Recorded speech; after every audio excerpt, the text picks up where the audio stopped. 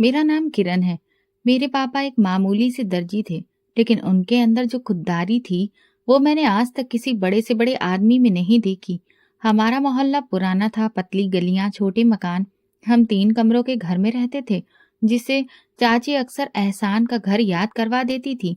अगर हम नहीं होते तो तुम लोग सड़क पर होते, वो बार बार कहती थी। मैंने बचपन से उनकी बातों में जहर भरा देखा है, पर पापा कभी भी जवाब नहीं देते थे। उनकी खामोशी मेरे लिए हमेशा एक पहेली रही, और शायद एक जख्म भी। पापा सुबह सिलाई मशीन के पास बैठ जाते। एक छोटा सा कमरा उनकी वर्कशॉप था। वहां पर धागे की महक, कतरनों का ढेर और पापा के पसीने की खुशबू बसी हुई थी। कपड़े सिलते जाते और साथ साथ भगवान का नाम भी लेते जाते। वो हमेशा प्रार्थना करते, मेरी बेटी बहुत आगे जाए।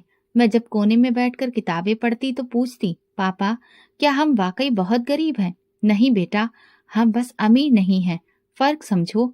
मैंने कोशिश की पर समझने में साल लग गए।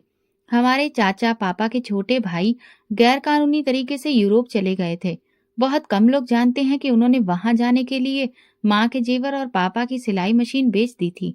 पापा ने फिर से नई मशीन खरीदी, मगर किसी से कुछ नहीं कहा। वो सच हमेशा के लिए उनकी आंखों में छुप गया।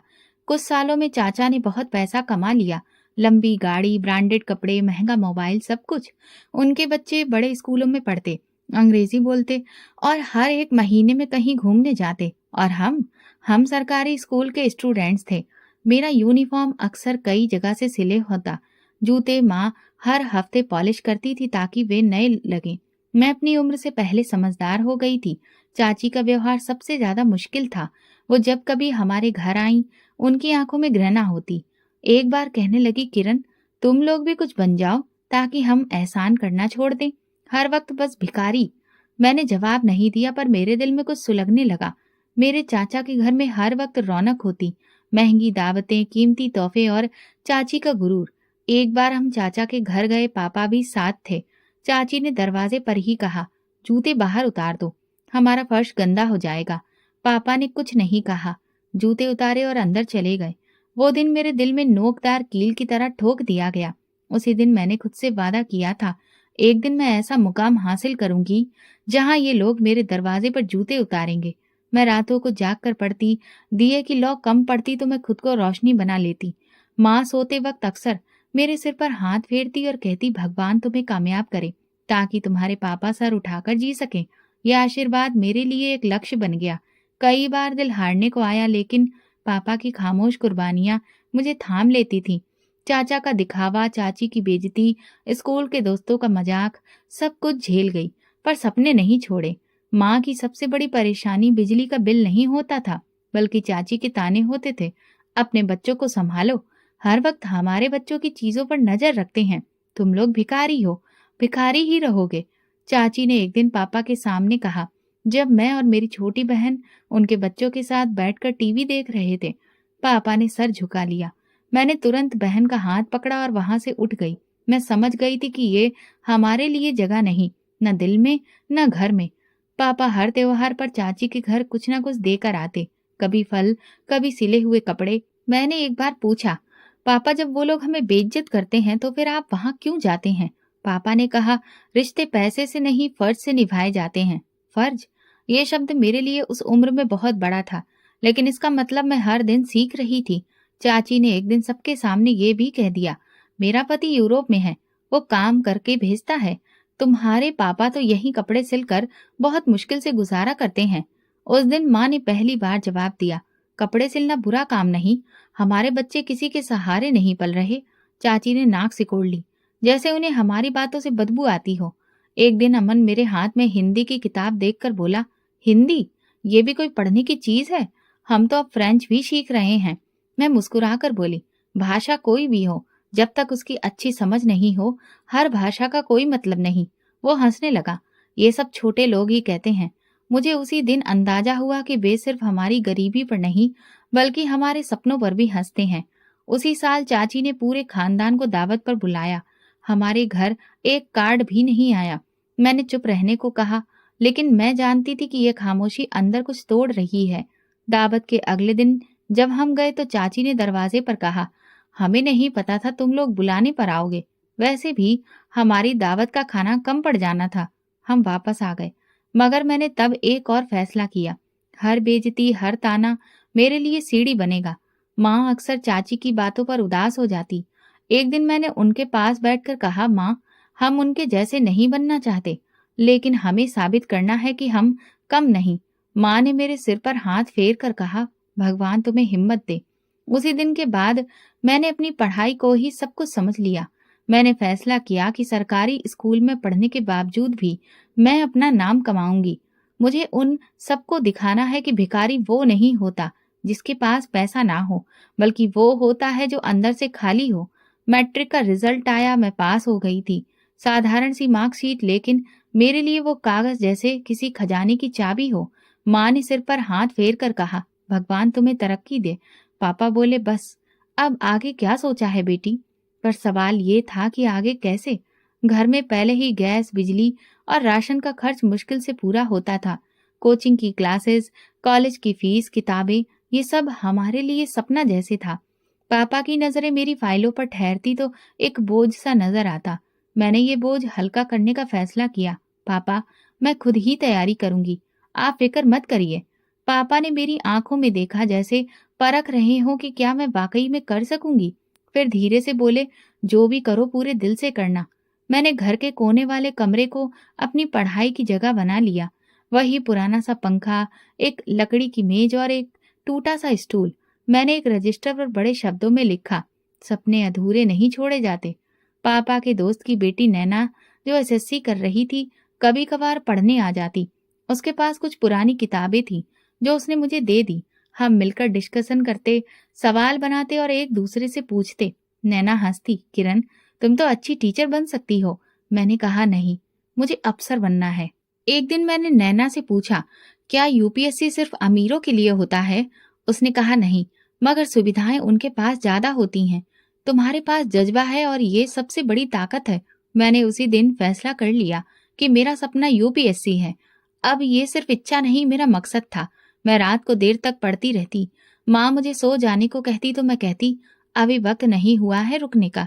चाची को जब पता चला कि मैं पढ़ाई जारी रख रही हूँ तो उन्होंने फिर से एक तीर फेंका, भिखारी लोग अफसर बनने के सपने ना देखा करें, नींद हराम हो जाती है। इस बार मैं चुप नहीं रही। मैंने कहा, सपने वही देखता है जो जागता है, सोते हुए सिर्फ साए आते हैं। चाची कुछ लम्हे खामोश हो गई, लेकिन उनकी नजरों में हंसी छुपी हुई थी। मुझे मालूम था वो हंस रही हैं, मगर वक्त आएगा जब यही हंसी शर्मिंदगी में बदलेगी। यूपीएससी की तैयारी एक अलग ही दुनिया थी। हर दिन कुछ नया सीखना पड़ता। इतने सारे सब्जेक्ट पढ़ते और समझते हुए दिमाग सुन्न हो जाता। तो छत पर जाकर आसमान को देखती और खुद से कहती, एक दिन ये आसमान भी छू लूंगी। हमारे मोहल्ले के पास एक शहरनुमा छोटा सा कस्बा था, जहाँ जरूरत की हर चीज मिलती थी। वहीं पर एक छोटी सी लाइब्रेरी भी थी। माँ मुझे पैदल छोड़ आती और फिर कुछ घंटे बाद वापस ले जाती। मैं रोज वहां जाना शुरू किया। छोटी सी जगह थी पर शांत। वहां एक बार एक साहब ने मुझे देखा और पूछा, बेटी, रोज आती हो, क्या कर रही हो? मैंने कहा, यूपीएससी की तैयारी। वो बोले, हिम्मत है तुम में? मैं रिटायर्ड प्रोफेसर हूँ, अगर कभी कुछ समझ में ना आए तो पूछ लेना। ये छोटे छोटे लोग मेरे सफर के बड़े मददगार बन गए। फिर मैंने रोज एक आदत बनाई, हर दिन एक छोटा सा लक्ष्य तय करती और उसे पूरा करती। कभी अंग्रेजी का एक नया शब्द, कभी करंट न्यूज की जानकारी। पापा कभी कभी मेरे नोट्स देखते, फिर नजरें फेर लेते। मैं जानती थी कि वो गर्व महसूस करते हैं, लेकिन जाहिर नहीं करते। एक दिन मैंने उनसे कहा, पापा, जब मैं अफसर बन जाऊंगी तो सबसे पहले आपके लिए नई और मॉडर्न टेक्नोलॉजी की सिलाई मशीन खरीदूंगी। वो मुस्कुराए। मुझे सिलाई मशीन नहीं चाहिए, बस मेरी बेटी अपनी मंजिल पर पहुंचे। ये वो पल था जब मुझे एहसास हुआ कि पापा मेरी कामयाबी से ज्यादा मेरे इरादे से खुश हैं। यही इरादा मेरी असली ताकत था। अब मैं सिर्फ एग्जाम की तैयारी नहीं कर रही थी, मैं अपने पूरे वजूद को सपने के मुताबिक ढाल रही थी। मैं एक आम दर्जी की बेटी थी, लेकिन मेरे अंदर एक अलग हिम्मत जाग चुकी थी और एक दिन ये हिम्मत दुनिया के सामने आने वाली थी।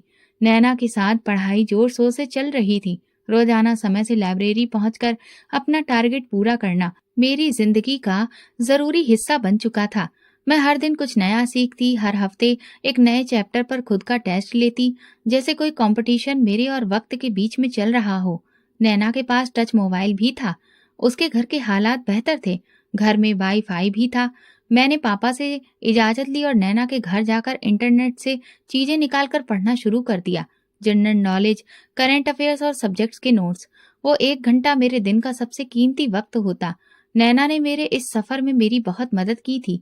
मैं वापस आकर रात को नोट्स की कॉपियां खुद बनाती। माँ कई बार कहती, बेटा थक गई होगी, थोड़ा आराम कर लो। मगर मेरा जवाब होता, अगर आज आराम नहीं किया तो पूरी जिंदगी आराम से रह पाऊंगी। चाची की जुबान दिन ब दिन तेज होती जा रही थी। एक दिन पापा जब कपड़े देने गए तो वापस आते हुए उनके चेहरे पर एक अजीब सी खामोशी थी। मैंने कुछ नहीं पूछा, मगर शाम को चाची की आवाज गली में गूंजी, हमें तो यूरोप में बैठे पति ने सारी सुविधाएं दी हैं और एक वो भाई है जो अब तक मोहल्ले की गली में सिलाई मशीन चलाता है। पापा दरवाजे के पास बैठे थे। उन्होंने सिर्फ नजर झुका ली। मैं चुप रही, पर दिल में कुछ और झुकने की बजाय उठ खड़ी हुई। मैं अब ये सब सहने वाली नहीं थी। एक दिन चाचा की बेटी माधुरी मेरे पास आई और बोली, माँ कह रही थी कि तुम किताबें लेकर लाइब्रेरी जाती हो। वहां क्या करती हो? कोई काम धंधा क्यों नहीं कर लेती? तुम जैसे लोग तो घर में बर्तन धोने के काम आते हैं। मैंने कहा, मैं बर्तन भी धो लूंगी और तुम्हारी सोच भी धो दूंगी वक्त आने पर। वो हंसने लगी। मेरी सोच नहीं, ये सच्चाई है तुम्हारी। तुम लोग जितना मर्जी पढ़ लो, फर्क नहीं पड़ेगा। कुछ लोग हमेशा नीचे ही रहते हैं। मैंने दरवाजा बंद कर दिया। कुछ बातों का जवाब वक्त पर छोड़ देना बेहतर होता है। इस बात के बाद मैंने पढ़ने का समय और बढ़ा दिया। देर रात तक जागना, सुबह जल्दी उठना और दिन में काम में हाथ बटाना। मैं वक्त का एक पल भी बर्बाद नहीं करती। माँ कभी कभी कहती, बेटा तुम बहुत थक जाती होगी। मैंने कहा, मैं अब खुद को नहीं, सबको साबित कर देना चाहती हूँ। मोहल्ले की औरतें भी अब चाची की बातों से सहमत होने लगी थी। कोई पीठ पीछे कहती, दर्जी की बेटी तो अब अफसर बनने चली है। कोई हंसकर कहती, अफसर बनेगी, सपने देखने की भी एक हद होती है। मैंने मन से जिक्र किया, ये लोग हमारे बारे में बातें करते हैं। माँ ने कहा, लोग तो भगवान तक को नहीं छोड़ते। तुम तो इंसान हो, तुम बस अपनी मेहनत जारी रखो। एक दिन मेरी चाची कहने लगी, ये सब किताबें और नोट्स देखकर तुम्हें क्या लगता है कि सरकार तुम्हें अफसर बनाएगी? तुम्हारे जैसे लोग तो फाइलें उठाने के भी काबिल नहीं होते। पापा वहीं बैठे थे। मैंने उनकी तरफ देखा। उन्होंने आंखें बंद कर ली, जैसे सब कुछ सह लेना उनकी आदत बन चुकी हो। रात को मैंने पापा से पूछा, आप जवाब क्यों नहीं देते? उन्होंने धीरे से कहा, बेटा जवाब से आवाज ऊंची होती है, मुकाम नहीं। और मुझे तुम पर यकीन है। ये पहली बार था जब पापा ने खुलकर कहा कि उन्हें मुझ पर भरोसा है। मुझे ऐसा लगा जैसे किसी ने मेरे हाथ में एक नई मिसाल दे दी हो। मैं जानती थी कि मुझे पीछे नहीं हटना। जब मैंने यूपीएससी का फॉर्म प्रिंट करवाया तो पहली बार पापा ने मुझसे पूछा, तो क्या लगता है तुम कर लोगी? मैंने कहा, नहीं, मुझे पूरा भरोसा है। पापा ने वो कागज पकड़ा और देर तक देखा, फिर धीरे से कहा, जब तुम पैदा हुई थी तो मैंने ये सोचा भी नहीं था। शायद भगवान ने तुम्हें हमारी किस्मत बदलने के लिए भेजा है। मैंने सोचा किस्मत शायद पहले से लिखी होती है, लेकिन जो खुद लिखना जान ले वो उसे भी बदल सकता है। अब सपना सिर्फ एक मकसद नहीं रहा था, वो मेरे अंदर जलती वो आग बन चुकी थी, जिससे मेरी खामोशी भी जलने लगी थी। अब ये आग एक दिन सबको जलाने वाली थी। ये खामोशी लोग सिर्फ सुनते नहीं, एक दिन तारीख भी लिखते हैं। कुछ दिन के बाद मैंने फैसला कर लिया कि अब ये मोहल्ला, गलियां और शादी मेरे मकसद की राह में रुकावट बन रहे हैं। मैंने सोच लिया था कि अगला कदम शहर होगा, जहां एग्जाम की तैयारी के लिए अच्छा माहौल, किताबें और खुद को साबित करने का मौका होगा। मैंने पापा से बात की, मुझे शहर जाना है। वहां पर एकेडमी भी है और तैयारी का माहौल भी। पापा ने कुछ देर खामोशी से सोचा, फिर बोले, अकेली जाओगी? नहीं, आप और माँ भी मेरे साथ होंगे। रहोगी कहाँ और खर्चा कैसे चलेगा? एक छोटा सा फ्लैट नुमा घर ढूंढा है, मैं ट्यूशन पढ़ा लूंगी। कुछ पैसे मैंने पुरानी गुल्लक में जमा किए थे, बचपन से ही वही तोड़कर निकालूंगी। पापा ने मेरी तरफ देखा और पहली बार मेरी बात पर तुरंत हाँ कह दी। शायद वो भी अब उस माहौल से थक चुके थे। उनके पास एक पुरानी सिलाई मशीन पड़ी थी, उन्होंने वो भी बेच दी। मेरी चाची को जब पता चला तो वो दरवाजे पर खड़ी हो गई। कहाँ जा रहे हो? पापा ने जवाब दिया, शहर जा रहे हैं कुछ समय के लिए। वो हंसने लगी। क्या करोगे? शायद जाकर कोई सिफारिश है या बस सपनों के पीछे भागने जा रहे हो? हम कुछ नहीं बोले। पापा ने सामान उठाया और पीछे मुड़े बिना हम बाहर निकल गए। मैं जानती थी कि वो दरवाजे पर खड़ी हमारा फर्ज नहीं, हमारे सपनों का मजाक उड़ा रही हैं। मगर एक वक्त आएगा जब वो सब समझ जाएंगी। शहर आकर सब कुछ नया लगा। शोर, सड़कें, अजनबी चेहरे और अनगिनत बिल्डिंग। हमने कमरे का छोटा सा फ्लैट किराए पर लिया, जिसकी छत लीक करती थी, बाथरूम का नल टपकता था, मगर वहां वो घुटन नहीं थी जो पुराने मोहल्ले में थी।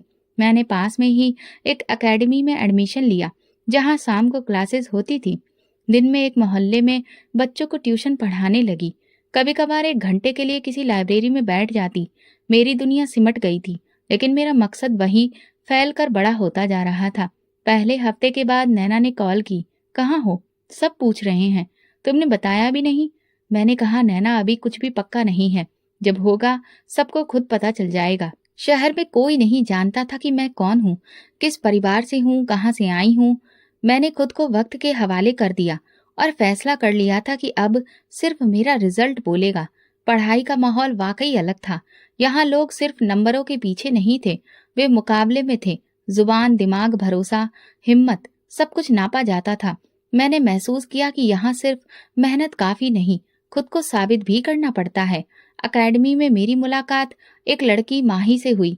वो एक बड़े अफसर की बेटी थी, लेकिन मददगार। हम दोनों ने मिलकर ग्रुप स्टडी शुरू कर दी। एक दिन मैंने कहा, तुम्हें ये सब कुछ हासिल है तो फिर भी इतनी मेहनत क्यों कर रही हो? वो हंसकर बोली, क्योंकि मुकाबला सिफारिश से नहीं, तैयारी से जीता जाता है। माही ने मेरे नोट्स देखे तो बोली, तुम तो प्रोफेशनल तरीके से पढ़ रही हो, लगता है तुम खुद किसी एकेडमी की टीचर हो। मैंने कहा, नहीं, बस पढ़ना सीख लिया है। मैंने माँ और पापा के लिए एक रूटीन बनाया। सुबह नाश्ता खुद बनाती, उनके लिए दवाई लाती और शाम को कभी कभार पार्क भी ले जाती। माँ अक्सर कहती, शहर तुम्हें बदल तो नहीं देगा? मैं कहती, नहीं माँ, ये शहर मुझे वो बना रहा है जो मैं बचपन से बनना चाहती थी। एक दिन पापा बाहर बैठे थे, अपनी सिलाई मशीन ठीक कर रहे थे। मैंने पूछा, पापा, यहाँ किसके लिए कपड़े सिल रहे हैं? उन्होंने कहा, मोहल्ले की एक आंटी ने कहा है कि उनके घर में शादी है और सिलाई वाला वक्त पर काम नहीं कर रहा, सोचा कुछ हाथ में आ जाएगा। मैं मुस्कुराकर कहा, बस अब थोड़ा और वक्त है, फिर आप सिर्फ सिलाई नहीं, फक्र का काम करेंगे। मेरे कमरे की दीवार पर एक बड़ा सा नक्शा चिपका था, इंडिया का। मैं हर राज्य को अलग से मार्क करती, वहां की पॉलिटिक्स, इकोनॉमी, सब कुछ जानने की कोशिश करती। कभी कभार माँ कहती, इतनी किताबें, इतनी बातें, सब तुम्हारे दिमाग में कैसे आ जाती हैं? मैं कहती, मेरे अंदर बहुत जगह है माँ, बस कामयाबी आने की देर है। मोहल्ले वालों में किसी को भी नहीं पता था कि हम कहाँ गए। वो जो हर वक्त कुछ ना कुछ पूछते थे, अब सिर्फ खामोशी से तरह तरह के कयास लगाते। नैना ने एक बार कॉल करके कहा, तुम्हारी चाची ने सबको बताया कि तुम्हारे पापा ने कर्ज की वजह से ये मोहल्ला छोड़ा और शहर चले गए। मैंने कहा, सही कहा उन्होंने, बस कर्ज पैसों का नहीं, इज्जत का है, और मैं वो उतारने गई हूँ। अब मेरा दिन पढ़ाई, ट्यूशन और खुद को बेहतर बनाने में गुजरता। अपने माँ और पापा की आंखों में मैं वो सुकून देखती जो बरसों से गया था। शहर में रहते हुए 6 महीने हो चुके थे। तैयारी की रफ्तार बेहतर हो रही थी और पापा और माँ भी नए माहौल से कुछ हद तक कंफर्टेबल हो चुके थे। मोहल्ले में 2-3 औरतों ने पापा को मामूली काम देना शुरू किया था और मेरी ट्यूशन से घर का खर्च निकलने लगा। सुकून था, मगर एक दिन ऐसा आया कि सारा सुकून जैसे किसी आवाज के बिना बिखर गया। उसी दिन सुबह मैं नोट्स पूरे कर रही थी जब पापा को एक फोन आया। नंबर देखकर उनकी आंखों में हल्की सी हैरत दिखी। ये मुकेश का नंबर है। सालों बाद मेरे भाई को याद आया है। मुकेश यानी मेरे चाचा। फोन पर 2 मिनट की बात हुई, बस सिर हिलाना और अच्छा, बधाई हो जैसी बातें। फोन रखकर पापा चुप हो गए। मैंने कहा, क्या हुआ? उन्होंने कहा, अमन असिस्टेंट कमिश्नर बन गया है, इसी खुशी में आज दावत है, पूरे खानदान को बुलाया है। मैंने तुरंत पूछा, और हमें? पापा ने नजरें चुराते हुए कहा, नहीं, हमें नहीं बुलाया, शायद हम परिवार की गिनती में नहीं आते। कमरे में खामोशी छा गई। लेकिन उस दिन कुछ बदला था। पापा के चेहरे पर वो हमेशा वाली संजीदगी नहीं थी। खालीपन था, जैसे कोई दरवाजा बंद हुआ हो। शाम को जब माँ खाने के लिए बुलाने आई तो पापा आंगन में खामोश बैठे आसमान देख रहे थे। मैंने आवाज दी, खाना ठंडा हो रहा है। उन्होंने धीरे से कहा, अमन को बचपन में मैं पढ़ने के लिए पहला बैग दिलाया था। मुकेश तो तब देश से बाहर जाने की तैयारी में लगा था। माधुरी के दाखिले के वक्त भी पैसे कम पड़े थे, तब भी मैंने अपने सारे खर्चे छोड़कर उनका काम पहले पूरा किया। शायद मुझे उनसे कोई उम्मीद नहीं रखनी चाहिए थी। मैंने उनके पास बैठकर कहा, पापा, आपने जो किया वो आपका फर्ज का हिस्सा था। उनके नीचे जमीन की कीमत आप क्यों अदा कर रहे हैं? उन्होंने धीरे से कहा, बेटी, रिश्ते निभाते रहो, चाहे दूसरा पहचाने या ना पहचाने। बस कभी कभी दिल तक थक जाता है। अगले दिन दावत की तस्वीरें सोशल मीडिया पर आने लगी। अमन सूट में, गले में फूलों का हार डाले, बैकग्राउंड में बड़े से बैनर पर वेलकम असिस्टेंट कमिश्नर अमन सर लिखा था। परिवार के सब लोग थे, मेरे ताऊ, फूफा, सारे कजिन्स, जिन्हें सालों से मैंने कभी किसी प्रोग्राम में भी नहीं देखा था। बस वहां हम नहीं थे। नैना ने मैसेज किया, तुम्हें नहीं बुलाया, सब बात कर रहे थे तुम्हारे बारे में। मैंने जवाब नहीं दिया। हम सिर्फ कामयाबी की दावत में नहीं आते, हम वक्त आने पर अपनी कहानी लेकर आते हैं। उस रात मैं देर तक जागती रही। बर्तन धोते वक्त माँ बार बार हाथ रगड़ती जा रही थी, जैसे कुछ मिटाने की कोशिश कर रही हो। मैं पास जाकर बोली, क्या हुआ माँ? कुछ नहीं, बस सोच रही हूँ, अगर हम होते तो क्या बिगाड़ लेते। एक प्लेट खाने से किसी की इज्जत कम तो नहीं होती, मगर उनकी इज्जत शायद छोटी पड़ जाती। मैंने उनके हाथ से बर्तन ले लिए। माँ, एक दिन ऐसा आएगा जब ये सब लोग हमारे दरवाजे पर आएंगे, बिना दावत के। पापा ने एक हफ्ते तक कोई बात नहीं की, ना चाचा के बारे में, ना अमन के। बस रोज सिलाई करते और शाम को चाय के साथ अखबार पढ़ते। मैंने महसूस किया वो खबरें कम और खुद को ज्यादा पढ़ रहे थे। एक दिन मैंने उनके सामने अखबार रखकर पूछा, पापा, अगर मैं इस अखबार में एक दिन अपनी तस्वीर के साथ खबर बन जाऊं तो कैसा लगेगा? उन्होंने कुछ देर मेरी तरफ देखा, फिर धीरे से बोले, तब मैं ये अखबार हमेशा संभाल कर रखूंगा, पूरी जिंदगी भर के लिए।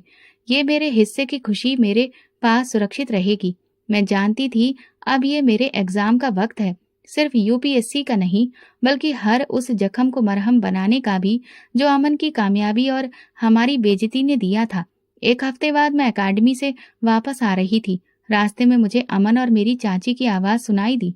वो मार्केट में खड़े किसी से बात कर रहे थे। हमारे परिवार में कोई भी मुकाबला नहीं कर सकता अब तो।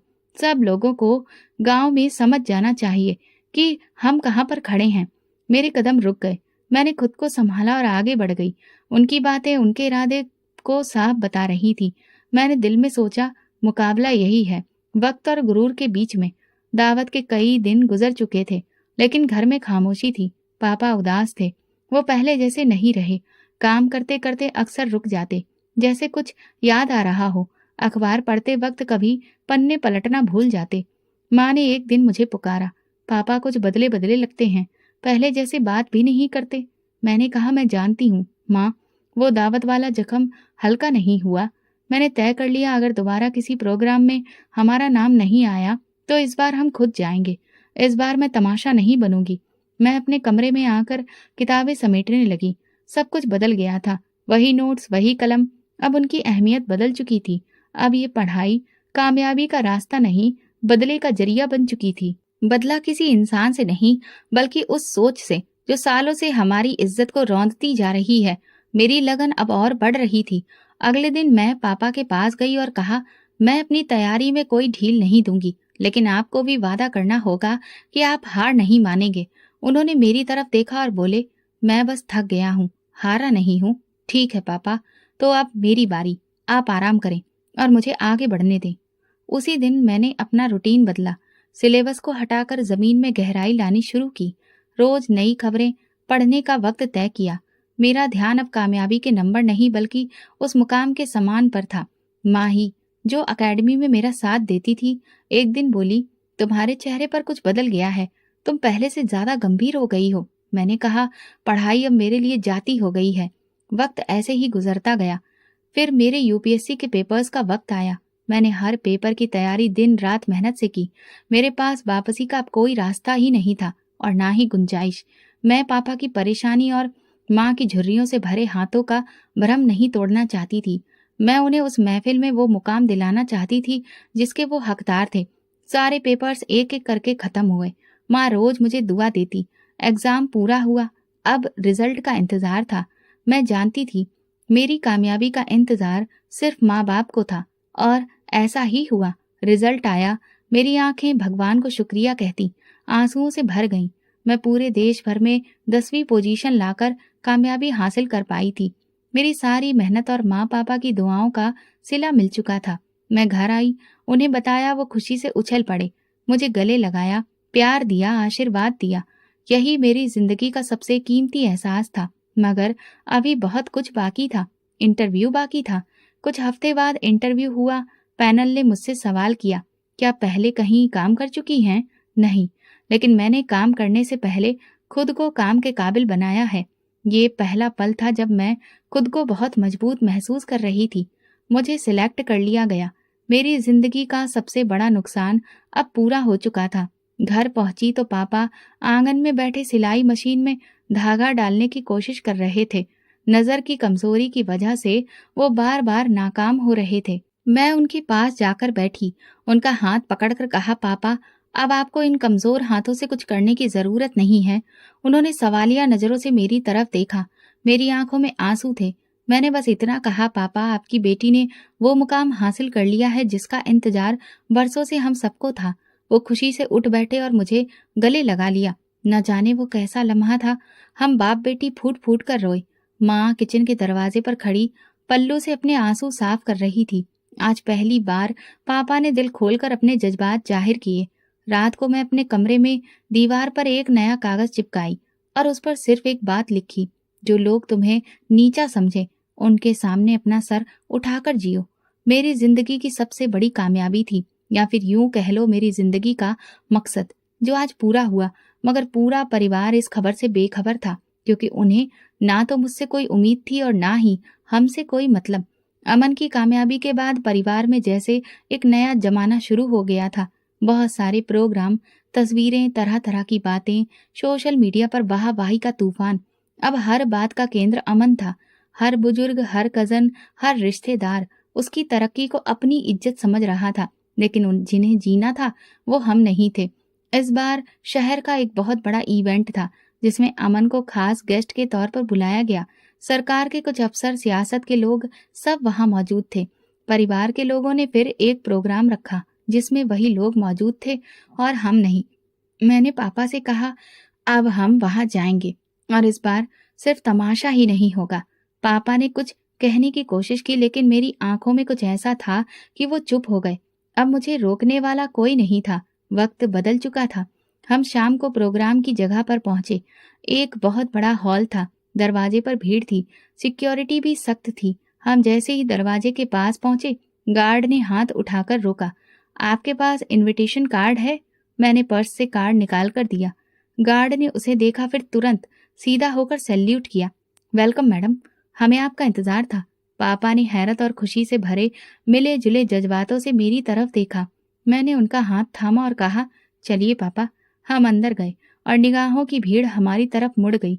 कुछ लोगों ने पहचान लिया, कुछ ने अंदाजा लगाया, मगर जिन्होंने पहचाना उनके चेहरों पर हैरानी छुपी नहीं रह सकी। अमन स्टेज के पास में खड़ा था। मेरी चाची उसके आसपास मेजबानों को तरह तरह की हिदायतें दे रही थी। जैसे ही हमारी नजर उन पर पड़ी, उनकी पेशानी पर बल पड़ गए। उन्होंने तुरंत 2 गार्ड्स को इशारा किया, तुम दोनों इनको यहाँ से बाहर निकालो। गार्ड हमारी तरफ बढ़े। मैं चुपचाप खड़ी रही। पापा ने कदम पीछे हटाया, मगर मैं अपनी जगह जमी रही। जैसे ही गार्ड पास आया, उनमें से एक ने मुझे पहचान लिया। वो रुक गया, नजर झुकी और तेज आवाज में कहा, मैडम आप यहाँ? हमें तो जानकारी नहीं दी गई थी कि आप यहाँ पर आएंगी। दूसरे गार्ड ने भी तुरंत सैल्यूट किया। हमें आपका स्वागत करने के लिए कहा गया था मैडम। Deputy commissioner. अमन के चेहरे का रंग उड़ गया। मेरी चाची का मुंह खुला का खुला रह गया। पूरा हॉल जैसे सांस लेना भूल गया। जो लम्हा उनके लिए मामूली समझा गया था, वो हमारे लिए पहचान का धमाका बन चुका था। ये क्या बकवास है? सिक्योरिटी ऑफिसर ने गंभीर लहजे में कहा, सर ये कमिश्नर मैडम है। हमें उनकी सुरक्षा के इंस्ट्रक्शंस मिले हैं। खानदान के बुजुर्गों ने नजरें नीचे कर ली। दूसरी तरफ कजन्स की निगाहें बार बार मुझ पर और फिर अमन पर जा रही थी। एक कजन ने हल्के से कहा, ये वही किरण है ना? अमन ने आगे बढ़कर मेरी तरफ देखा। तुमने तो बताया ही नहीं कि तुम। मैंने पहली बार मुस्कुराकर कहा। कभी मौका ही नहीं मिला। मेरी चाची ने तुरंत ताना कसा। ये सब झूठ है। एक दर्जी की बेटी कमिश्नर कैसे बन सकती है? मैंने उनकी तरफ देखा। आपको शायद यकीन ना हो, लेकिन सरकार को काबिलियत पर यकीन होता है, ना कि खानदान वालों की सोच पर। पापा की आंखों में नमी थी, मगर इस बार वो फक्र से उठी हुई थी। वो बार बार मेरी तरफ देख रहे थे, जैसे यकीन करने की कोशिश कर रहे हो कि ये उनकी ही बेटी है। एक उम्र के जख्म एक लम्हे की पहचान में भर गए थे। अमन ने हाथ जोड़ने की कोशिश की। अगर ये सब सच है तो तुमने पहले क्यों नहीं बताया? मैंने कहा, क्योंकि जब पहचान खुद बोलती है तो फिर उसके इंट्रोडक्शन की जरूरत नहीं रहती। पूरे हॉल में अब बातें हो रही थी। कोई कह रहा था, ऐसी तो कभी नजर ही नहीं आती थी, और अब कमिश्नर। कोई हैरत में था। यही वो रमेश है ना, जिन्हें दावत में कभी बुलाया नहीं गया? मेरी चाची पापा की तरफ देखकर कहने लगी, भैया, हमसे गलती हो गई। हम नहीं जानते थे कि आपकी बेटी। पापा ने उनकी बात काट दी। आपने कभी जानने की कोशिश ही नहीं की। मुझे अंदाजा हो चुका था। अब ये खेल सिर्फ खानदान के बड़े बड़े प्रोग्राम का नहीं रहा था। अब ये एक सामाजिक मंजर बन चुका था। ये वो मुकाम था जहां मेरे सपनों की मेहनत ने मुझे खड़ा किया था, और जहां मेरी चाची के तानों का वजन खुद उनके कंधों पर आ चुका था। मैंने पापा का हाथ पकड़ा। हम यहाँ से जा सकते हैं। हम जो लेने आए थे वो हम हासिल कर चुके हैं। पापा ने धीरे से कहा, तुमने मुझे वो इज्जत दी है जो सारी उम्र मैं खुद को नहीं दे सका। ये लम्हा मेरे लिए वो निशान बन गया था जो किसी ने भी मुझे नहीं दिया, बल्कि मेरे इरादे ने खुद तलाशा था। लेकिन अभी हम वापस करने ही लगे थे कि हॉल के कोने में खड़े सिक्योरिटी ऑफिसर ने तेजी आवाज में माइक पर ऐलान किया, मेहमानों की जानकारी के लिए मैं बताना चाहता हूँ कि मैडम किरण शर्मा, जो आज के प्रोग्राम में शामिल हैं, वो हमारी कमिश्नर मैडम हैं। कुछ लम्हों के लिए पूरा हॉल जैसे जम गया। जो लोग अपनी सीटों पर बैठे हुए थे खड़े हो गए। जो खड़े थे उनके कदम जैसे जमीन में गड़ गए। कमिश्नर। इस शब्द की गूंज में मेरी चाची की सारी आवाजें, सारे ताने दफन हो गए। अमन ने नजरें नीचे कर ली। उसके आसपास खड़े कई लोग मुस्कुरा रहे थे, मगर उनकी आंखों में साफ शर्मिंदगी भी थी। किसी ने हिम्मत करके हाथ भी नहीं हिलाया। मेरी चाची ने अपनी आंखों पर हाथ रख लिया। ये सब झूठ लग रहा था। पापा ने सर झुका लिया, जैसे खुद से पूछ रहे हो, क्या ये वही मेरी किरण है? मैंने उनकी तरफ देखा। आपने जो सब्र किया वो आज रंग ला रहा है। अब आप सर झुकाएंगे नहीं, सिर उठाकर चलेंगे। तभी मेरी चाची की आवाज पीछे से उभरी, किरण, तुमने तो बताया ही नहीं, कब सिलेक्ट हुई, कैसे हुई? मैं उनकी तरफ मुड़कर कहा, आप तो सुनती ही नहीं थी, सिर्फ बोलती थी, और मैं सुने बिना कुछ भी नहीं कहना चाहती थी। हॉल के अंदर वही मेजबान जो पहले अमन के आसपास घूम रहे थे, अब आकर मुझसे बात करने लगे। किसी ने इंट्रोडक्शन करवाया, किसी ने मेरे अंडर काम करने की ख्वाहिश जताई। अमन किनारे पर खड़ा एक हारे हुए सिपाही की तरह सिर्फ देख रहा था। एक लेडी ऑफिसर जो मुझे अच्छी तरह जानती थी मेरे पास आई। किरण जी, हमें फक्र है कि आप इस प्रोग्राम में आई। आपका आना आज की सबसे बड़ी खुशखबरी है। मैंने उन्हें थैंक यू बोला, फिर धीरे से पापा को इशारा किया। हम यहाँ सिर्फ देखने नहीं आए थे, अब उन्हें हमें याद रखना चाहिए। हम स्टेज की तरफ बढ़े। हॉल के आखिरी कोने तक नजर गई। वो सब जो हमें छोटा समझते थे, अब हमें पहचानने पर मजबूर थे। इस प्रोग्राम के मेजबान ने मुझे स्टेज पर बुलाया। मैंने माइक पकड़ा और एक बार फिर खुद को किस्मत का नहीं, मेहनत का नतीजा बताया।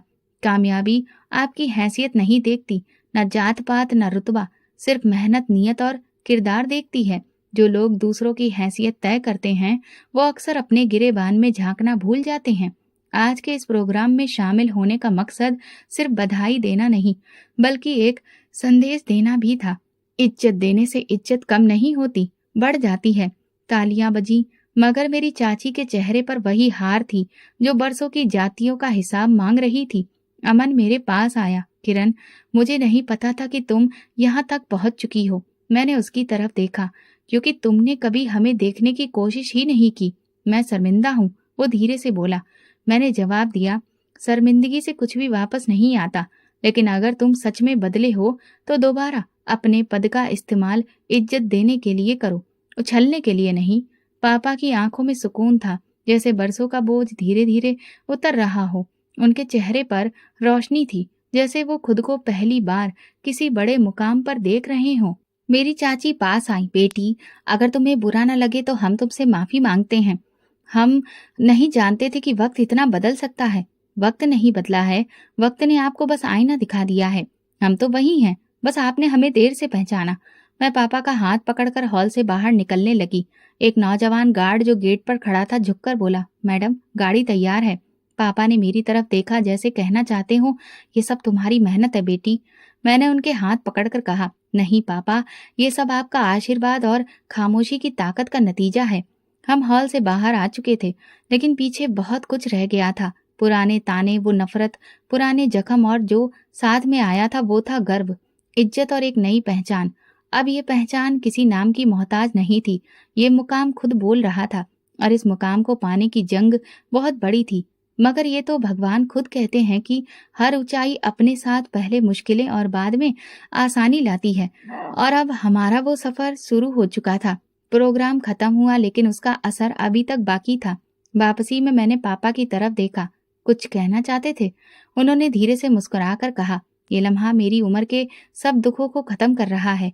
अगली सुबह ऑफिस पहुंची तो मेरी मेज पर अमन की फाइल रखी थी। एक अंदरूनी इंक्वायरी में उसके व्यवहार और कुछ शिकायतों पर कार्रवाई शुरू की गई थी, जो काफी दिनों से उसके बारे में आ रही थी। मैंने फाइल खोली, एक नजर में पूरा रिकॉर्ड पढ़ा और सारा दिन इसी पर काम किया। पर्सनल तरीके से नहीं, सरकारी तौर पर।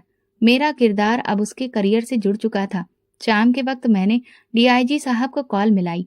सर, आपने अमन शर्मा की रिपोर्ट को जल्द ही पूरी करने को कहा था। वो पूरी हो गई है, मैं ईमेल कर रही हूँ। दूसरी तरफ से आवाज आई, अच्छा काम किया है। ये मामला बहुत जरूरी है। अगर कुछ गैर कानूनी साबित हो तो तुम्हें एक्शन लेने से पीछे नहीं हटना है। सर, कानून सबके लिए बराबर है। फोन रखते ही मैंने रिपोर्ट तैयार करके ईमेल कर दी। अगले ही दिन अमन मेरे ऑफिस में था। उसके चेहरे पर परेशानी झलक रही थी। अंदर जाकर वो कुछ कहने से पहले मेरी मेज के सामने बैठ गया। किरण, तुमने डीआईजी साहब को रिपोर्ट भेज दी? ये मेरा फर्ज था अमन। तुम जानते हो मैं किसी की बहन, बेटी या कजन बनने से पहले एक अफसर हूँ। वो कुछ लम्हे खामोश रहा, फिर धीरे से बोला, मैंने तुम्हें हमेशा कमतर समझा। आज पता चला कि ताकत क्या होती है और उसकी कीमत क्या है। ताकत की कीमत जिम्मेदारी होती है अमन। तुमने कभी इस जिम्मेदारी को गंभीरता से नहीं लिया, सिर्फ खुद को बड़ा समझा। मैं शर्मिंदा हूँ। शर्मिंदगी से अगर हर चीज ठीक हो जाती तो कानून की जरूरत नहीं रहती। उसकी आंखें भर आईं। वो उठा और मेरे कदमों में बैठ गया। अगर तुम कहो तो मैं खुद तुमसे माफी मांग लेता हूँ। प्लीज, मेरी नौकरी, मेरे माँ बाप के बारे में सोचो। मैंने हाथ के इशारे से उसे उठने को कहा। नौकरी तुम्हारी है, इज्जत मेरे माँ बाप की भी है। अगर सच में माफी मांगनी है तो वहां जाओ जहां तुमने सबसे ज्यादा नुकसान पहुंचाया है। वो सिर झुकाकर कमरे से बाहर निकल गया। उसी शाम हमारे घर के दरवाजे पर दस्तक हुई। दरवाजा खुला, सामने मेरी चाची खड़ी थी। उनकी आंखों में घबराहट और बेचैनी थी। भाभी, रमेश भैया घर पर हैं? पापा सामने आए। उन्होंने पापा के कदमों में हाथ जोड़कर बैठते हुए कहा, भैया, हमसे बहुत बड़ी गलती हो गई। हमने आपको नहीं समझा ना बेटी को। मुझे माफ कर दो। अमन की नौकरी खतरे में है, वो बिखर गया है। पापा ने चुपचाप बात सुनी, फिर बोले, हमने तुमसे कभी इज्जत नहीं मांगी, सिर्फ नजरअंदाज ना किए जाने की इच्छा जाहिर की थी। लेकिन तुम्हें लगता था कि हम तुम्हारे मुकाबले के नहीं हैं। भैया, हमारी सोच छोटी थी, लेकिन किरण ने आज सब कुछ बदल दिया है। बस हम दुआ करते हैं कि आप हमारी इस बेइज्जती के बावजूद हमें माफ कर दो। पापा ने मेरी तरफ देखा। मैं सब सुन रही थी। मेरी चाची की आवाज लड़खड़ाने लगी। मैं तुम्हारे पापा को जो कुछ सुनाती रही, आज वो सब मेरे बेटे पर आ गया। मैं आगे बढ़ी। आपके शब्द हमारी गरीबी का मजाक थे, लेकिन मेरी मेहनत उसका जवाब है। आपका बेटा आज मुझसे रहम मांग रहा है। ये वो मुकाम है जहां आपको सोचना होगा कि वक्त हमेशा ऐसा नहीं रहता। उन्होंने धीरे से कहा, बस एक मौका दे दो, उसे बचा लो। पापा ने कहा, अगर तुम वाकई अपनी गलती का एहसास कर रही हो तो फिर अपनी सोच को बदलो, अपने व्यवहार को बदलो। रिश्ता हमने नहीं तोड़ा था। मैंने उनसे कहा, मैं अपनी रिपोर्ट में सच ही लिख चुकी हूँ और वही सच आगे भी जाएगा। लेकिन अमन की नौकरी अगर बच सकती है तो वो उसके अपने सुधार और कर्मों पर निर्भर है। मेरी चाची ने मेरा हाथ पकड़ लिया। बेटी, तुम जानो या न जानो, तुमने हमारा सर झुका दिया है, लेकिन अगर ये झुकना हमें बेहतर इंसान बना दे तो ये हार भी मंजूर है। अमन अगले दिन दोबारा आया। इस बार उसकी आंखों में सिर्फ माफी नहीं, बल्कि एक बदलाव था। किरण, मैंने अपने गुरूर और व्यवहार पर सोचा है। अगर तुमने मौका दिया तो मैं खुद को साबित करना चाहता हूँ। मैंने फाइल बंद की, तो तुम्हें अपनी इज्जत वापस पाने के लिए सिफारिश नहीं, इंसान बनना होगा। ये पल उन सभी लम्हों का जवाब था जिनमें हमें छोटा समझा गया, जिनमें हमारे सपनों का मजाक उड़ाया गया। आज वो सब पलट चुका था और मेरे पास ताकत थी, कानून की, सच की और अपने विश्वास की। ये वो ताकत थी जिसकी कीमत कुर्बानी और संघर्ष से अदा की गई थी। ऑफिस में सन्नाटा था। अमन की फाइल बंद हो चुकी थी, कार्रवाई पूरी हो चुकी थी और अब सिर्फ रिपोर्ट के मुताबिक फैसला आना था। मुझे पता था कि अमन अब खुद से बेहतर अफसर बनने की कोशिश करेगा, लेकिन अतीत की लकीरें आसानी से नहीं मिटती। दोपहर में डीआईजी साहब का मैसेज आया, अगर कोई शिकायत आई हो तो मुझे जरूर बताना, लेकिन रिपोर्ट बिना किसी लाग लपेट के होनी चाहिए। मैंने जवाब दिया, सर, रिपोर्ट पहले ही सच्चाई पर टिकी है। उसी शाम परिवार वालों की एक और बैठक हुई। इस बार मेरी चाची के घर की जगह ताई के घर दावत दी गई और पापा को भी बुलाया गया। ये वही लोग थे जिन्हें बरसों हमारी मौजूदगी से भी चिढ़ थी। अब वे इज्जत से बुलाते थे, मुस्कुराकर हाल चाल लेते थे, इज्जत से बिठाते, नाश्ता पेश करते। पापा ने कहा, किरण, हमें चलना चाहिए। हम वहां पहुंचे तो सबने गर्मजोशी से हमारा स्वागत किया। वही लोग जिनके लहजे में कभी जहर भरा था, अब मिठास में डूबे थे। कुछ रिश्तेदारों ने सिर झुकाकर कहा, हमें अफसोस है, हमने वक्त पर तुम लोगों की कदर नहीं की। मेरी चाची पास आई, किरण बेटी, तुमने बहुत बड़ा काम किया है, मैं तुम पर गर्व करती हूँ। मैंने कहा, गर्व इस बात पर होना चाहिए कि आपने अपना व्यवहार बदला। सब लोग चुप हो गए। मैंने सबकी तरफ देखा। अमन की रिपोर्ट सच्चाई पर टिकी है, वो मैंने जमा करवा दी है। मैंने कुछ भी नहीं छुपाया है और ना ही कुछ बढ़ा चढ़ाकर लिखा है। अमन ने सिर झुकाकर बैठा था। रिपोर्ट तो सच है, गलत तो सिर्फ तुम्हारे दिल में था। पापा ने तुरंत बात संभाली, हम सब इंसान हैं, गलती हम सबसे होती है, लेकिन जो वक्त गुजर चुका है उसका हिसाब किताब माफी से ठीक किया जा सकता है। पापा की बात ने सब पर असर छोड़ा। मैंने अपनी बात जारी रखी। अब अगर किसी ने किसी रिश्तेदार को, किसी कमजोरी को, किसी गरीब को गिरा हुआ समझा तो वो सिर्फ अपनी इज्जत खोएगा। मैं इस परिवार का हिस्सा हूँ, लेकिन अब मैं एक सरकारी अफसर भी हूँ। अगली बार कोई गलती हुई तो सिर्फ रिश्तेदारी नहीं, नौकरी भी जाएगी। अमन ने सिर उठाया, मैं वादा करता हूँ अब कभी किसी के साथ वैसा व्यवहार नहीं होगा जैसा हमने किया। मेरी चाची ने पापा की तरफ देखा, भैया माफ कर दीजिए हमें, हमने जो किया वो बहुत गलत था, हमारा गुरूर था, लेकिन आपकी बेटी ने हमें सबक सिखा दिया है। पापा ने धीरे से कहा, मैंने अपनी औलाद की ऐसी परवरिश नहीं की कि वो बदला ले। मेरी बेटी ने जो इज्जत कमाई है वो मेरे लिए काफी है। मैं सबको माफ करता हूँ। ताऊ, जो हमेशा चाचा के साथ खड़े होते थे, उन्होंने आगे बढ़कर पापा से हाथ मिलाया। हमें तुम पर गर्व है रमेश, तुमने अपनी बेटी को वो परवरिश दी जो हमें कभी समझ में नहीं आई। अब कमरे का माहौल बदल चुका था। हर तरफ मेरी ही बातें थी, हर नजर पापा पर नहीं मुझ पर थी। मैंने कहा, ये कामयाबी मेरी नहीं, मेरे पापा की हिम्मत का नतीजा है। गरीबी कोई गुनाह नहीं होती, मगर घमंड करना जरूर होता है। ये बात कहकर मैं बाहर आई और सोचने लगी। अब वो दर्जी जो बरसों तक दरवाजे पर खड़े खड़े सुनता रहा, इज्जत से सर उठाकर अंदर आया था, और मैं अब सिर्फ किसी की बेटी नहीं, अपनी पहचान की मालकिन बन चुकी थी। अब हर दावत में हमारा नाम पहले दर्जे पर होता, हर प्रोग्राम में हमें खास इज्जत दी जाती। लेकिन मेरे अंदर वही जज्बा कायम रहा। अगर कभी मेरे किसी फैसले से किसी गरीब का सिर झुका तो मेरा कुर्सी पर बैठना बेकार है। उस दिन के बाद पापा जब भी अपनी पुरानी सिलाई मशीन को देखते, कहते, ये मशीन तो पुरानी हो गई, लेकिन इस पर बैठने वाले की बेटी अब इस देश की उम्मीद है। और मैं उनसे कहती, नहीं पापा, यही तो मेरे इरादों को मजबूत करने वाली पहली ईंट थी।